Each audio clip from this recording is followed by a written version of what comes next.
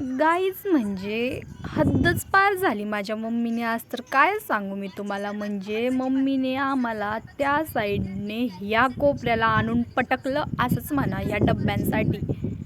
Guys म्हणजे माझी mummy कमालच आहे यार. म्हणजे काय करू शकते तिला भरोसा नाही. ते सोडा, तुम्ही याला बघितलं का कधी? लहानपणी कधी खेळलेले आहेत का? ही बघा, ती त्या ऑगीची छडी भेटली त्या कॉकरोचला मारायची, आणि त्याच प्रकारे माझ्या मम्मीला फायनली डबे भेटलेले आहेत.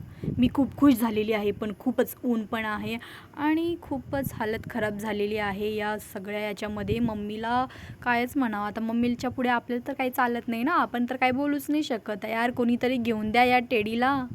हे बघा, कान खोजायचं यंत्र. माझ्या सिस्टरचे हात बघा कशी नेल पॉलिश लावली, आणि माझे एकदम लहान मुलासारखे हात. काय करावं, आम्हाला दुसरं ऑप्शन नसते ना, नेल कट करावं लागतात. चांदी का बर्तन तुम्हाला पाहिजे का? तुम्हाला खायचं का चांदीच्या बर्तनमध्ये?